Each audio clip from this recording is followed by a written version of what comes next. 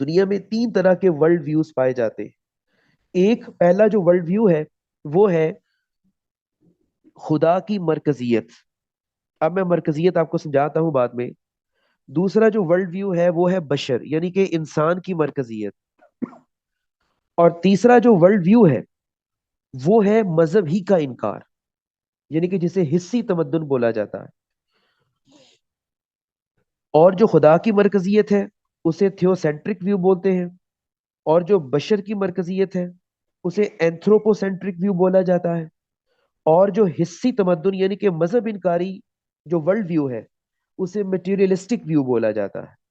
یہ اس وقت دنیا میں تین براڈر کیٹاگریز ایگزسٹ کرتی ہیں، یعنی کہ اس وقت اس زمین کے اوپر جو 250 سے زیادہ ممالک موجود ہیں، یعنی کہ جو ٹوٹل دنیا اس وقت اس روئے زمین پر موجود ہے، یا وہ خدا کی مرکزیت میں فال کرتی ہے، یا وہ بشر کی مرکزیت میں فال کرتی ہے، یا وہ حصی تمدن یعنی کہ مذہب انکاری میں فال کرتی ہے۔ کوئی نہ کوئی بھی دنیا کی قوم، چاہے وہ دور پرے اسکینڈینیوین کنٹریز کیوں نہ ہو، چاہے وہ برازیل ملک کی کیوں نہ ہو، چاہے وہ برونائی ملک کی کیوں نہ ہو، ان تینوں میں سے کسی ایک کے اوپر وہ فال کرے گا۔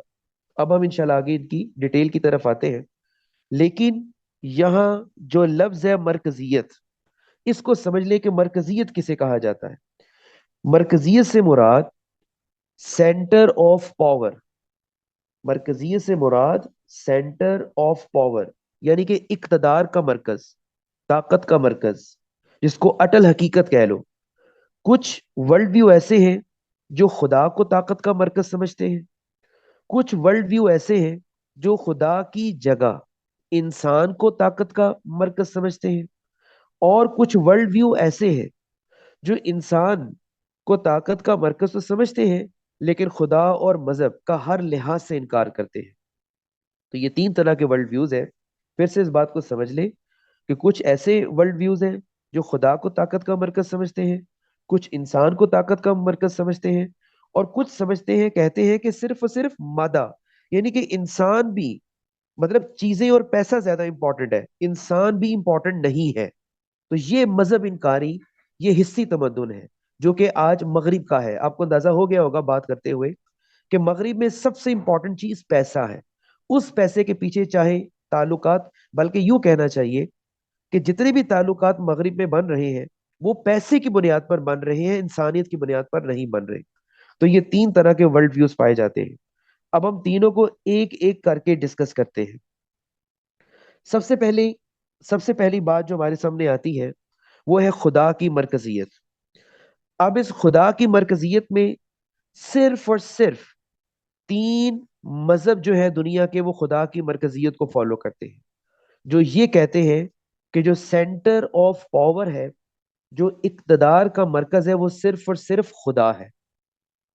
اب میں اس بحث میں نہیں جا رہا کہ اسلام میں خدا کا کیا تصور ہے، عیسائیت میں کیا ہے، یہودیت میں کیا ہے، میں اس بحث میں نہیں جا رہا، لیکن تینوں میں ایک چیز کامن ہے کہ تینوں الہامی مذہب ہے۔ اسلام بھی اللہ کا اتارا ہوا ہے، جس کو آج عیسائیت کہتے ہیں، حضرت عیسی علیہ السلام ان کے پیغمبر تھے، وہ بھی اللہ کے اتارے ہوئے ہیں۔ یہودیت جو تورات انجیل کو جو تورات اور زبور کو لے کر چل رہے ہیں، وہ بھی کتابیں تو اللہ کی اتاری ہوئی ہیں۔ ان تینوں میں ایک چیز کامن ہے، اسلام میں، عیسائیت میں، یہودیت میں ایک چیز کامن ہے کہ تینوں میں جو خالق ہے وہ ایک ہی ہے۔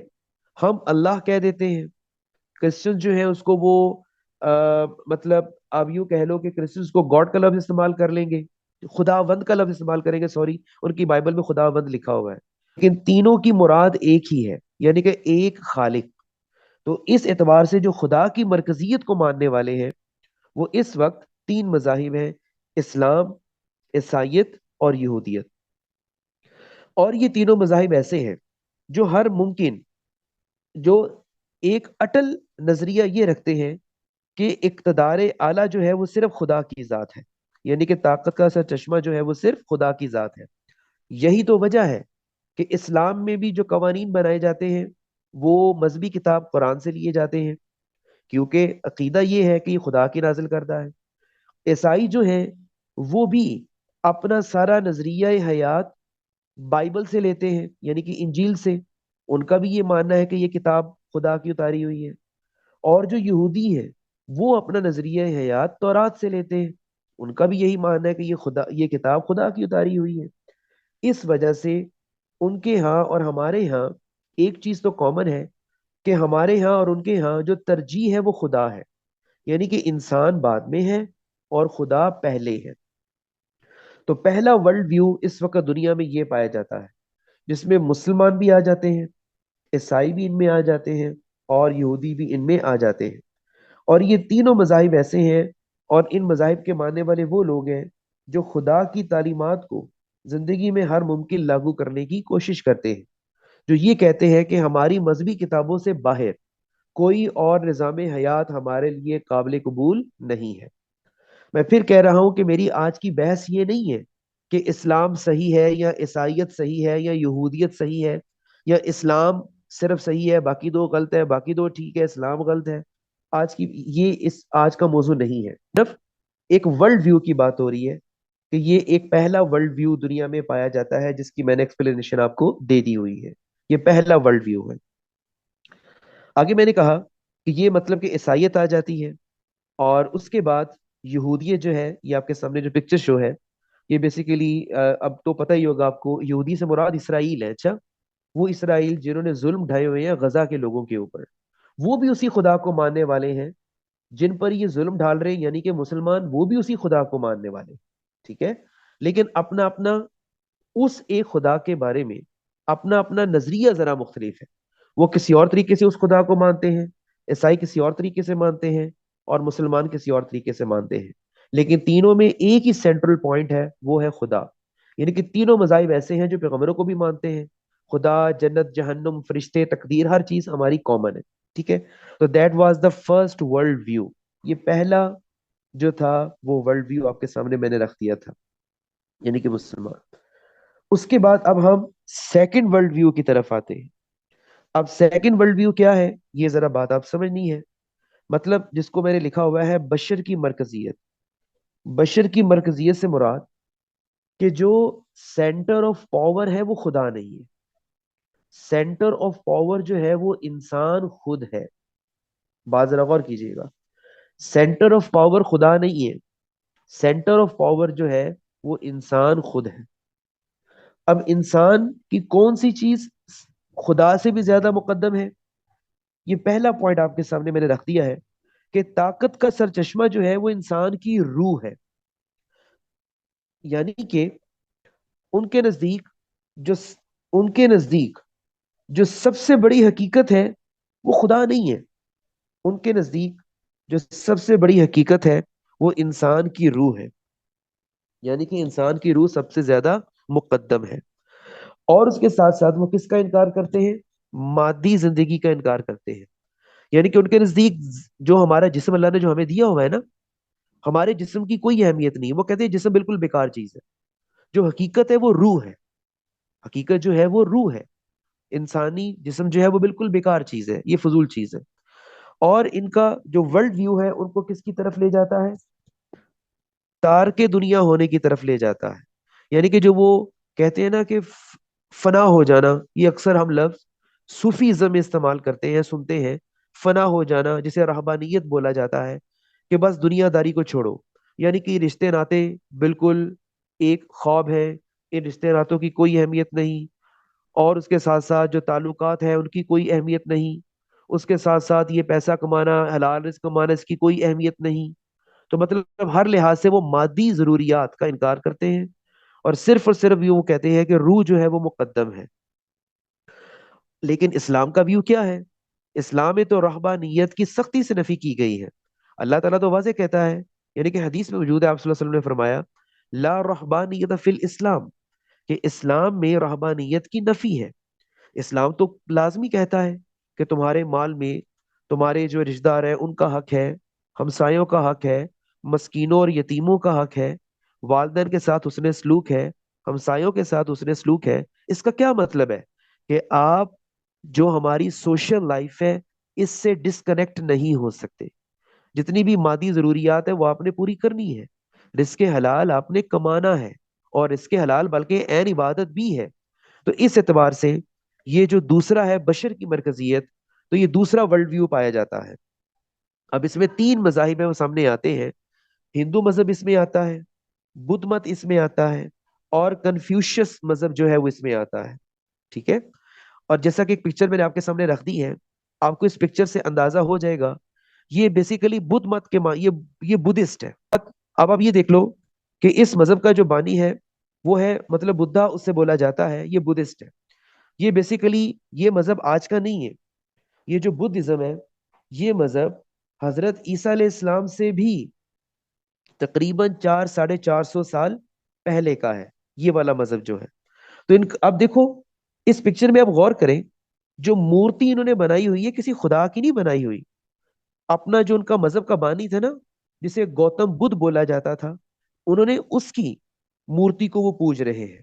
यानी कि उनके लिए ये इंसान ही खुदा है, कोई इसके ऊपर खुदा मौजूद नहीं है। तो ये बुद्धिस्ट है कि जो सिर्फ और सिर्फ रहबानियत का तस्वर रखते हैं। इसी तरह अब आपके सामने एक और पिक्चर शो हो रही होगी। ये वो मजहब है जो कन्फ्यूशियस मत जिसे बोला जाता है। अब आपके माइंड में ये होगा कि ये कन्फ्यूशियस बेसिकली कौन सा मजहब है। इंग्लिश में इन्हें ज़ोरोएस्टर बोला जाता है। जब इस्लाम नया नया आया था ना, जब हज़रत मोहम्मद सल्लल्लाहु अलैहि वसल्लम थे, और उसके बाद हम एक चीज पढ़ते हैं कि हज़रत उमर फारूक रजी अल्लाह तआला अन्हु के हाथों जो रोमन एम्पायर थी वो तबाह हुई थी, और जो पर्शियन एम्पायर थी वो तबाह हुई थी।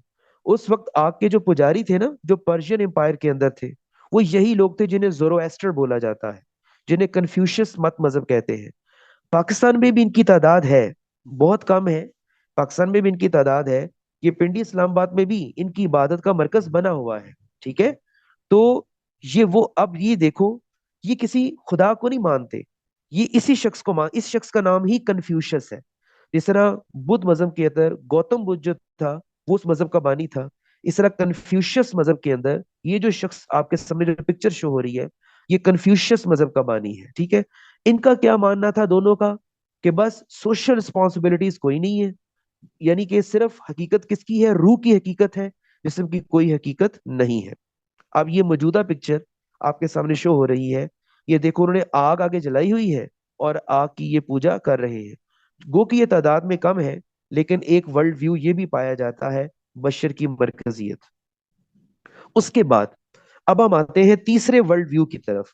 तीसरा वर्ल्ड व्यू समझना आपके लिए बहुत जरूरी है, क्योंकि मगरिब में, वेस्ट में, यही तीसरा वर्ल्ड व्यू पाया जाता है जो आज पूरी दुनिया के ऊपर छाया हुआ है।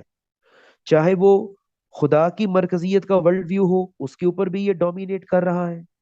चाहे वो बशर की मरकजियत का वर्ल्ड व्यू हो, उसके ऊपर भी ये डोमिनेट कर रहा है। आज आपने इस चीज को बखूबी समझना है।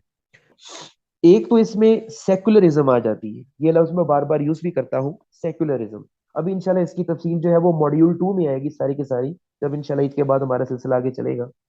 मटेरियलिज्म इसमें आ जाती है और एथीज्म इसमें आ जाती है। एथीज्म का मैंने जिक्र भी किया था, ये वो मुल्हिद लोग हैं जो खुदा का इनकार करते हैं। और मटेरियलिज्म और सेकुलरिज्म ये वो लोग हैं, ये भी किसी न किसी एतबार से मजहब का इनकार करते हैं, और ये कहते हैं कि कवानीन बनाने में खुदा और मजहब की हमें जरूरत नहीं, हम अपने कवानीन खुद बनाएंगे। अगर गौर किया जाए तो ये भी इंसान ही को तरजीह देते हैं। ठीक है। लेकिन प्रॉब्लम कहाँ आती है, प्रॉब्लम यहाँ आती है कि इंसान जो है, ये बस एक मशीन के पुर्जे से ज्यादा इंसान की कोई अहमियत नहीं है। अब हम इसके पॉइंट्स एक एक करके स्टडी करते हैं। पहला पॉइंट आपके सामने है, वो क्या है कि इंसान महज मादी वजूद रखता है, इसके अंदर रूह वगैरह का कोई कॉन्सेप्ट नहीं है, कोई रूहानियत नामी शय नहीं है, कोई इखलाकियात नामी शय नहीं है। इससे पिछला जो वर्ल्ड व्यू था उसमें हमने क्या देखा था, वो ये कहते थे कि इंसान का कोई मादी वजूद नहीं है, रूह हकीकत है। और ये कहते हैं कि रूह का कोई वजूद नहीं है, बल्कि इंसान की जो मादी हैसियत है बस उसी की हकीकत है। यानी कि ये रूह का इनकार करने वाले हैं, और पिछले जो थे वो इंसान के जिस्म का इनकार करने वाले थे। लेकिन अब देखें, खुदा की कसम, दीन इस्लाम कितना प्यारा है। दीन इस्लाम दोनों चीजों को लेकर चलता है, इंसान के मादी वजूद को भी लेकर चलता है, इंसान की रूह को भी लेकर चलता है। इसलिए तो दीन इस्लाम कहता है, यानी कि इसलिए तो कहा जाता है कि जो दीन इस्लाम है ये एक फितरी दीन है, ये गैर फितरी दीन नहीं है। एनी हाउ, तीसरा पॉइंट इस मजहब इनकारी वर्ल्ड व्यू का है दुनिया परस्ती। इनको कोई लेना देना नहीं है कि हमारे साथ मरने के बाद क्या होगा। इनको इससे कोई गर्ज नहीं है कि हमने खुदा को आगे जवाब देना है, बल्कि ये तो खुदा ही का इनकार करते हैं। इनका ये मानना है कि जैसे ही इंसान मिट्टी में जाता है वो फना हो जाता है, वो खत्म हो जाता है। क्यामत, ना क्यामत बर्पा होनी है, ना ही क्यामत वाले दिन इंसान दोबारा उठना है।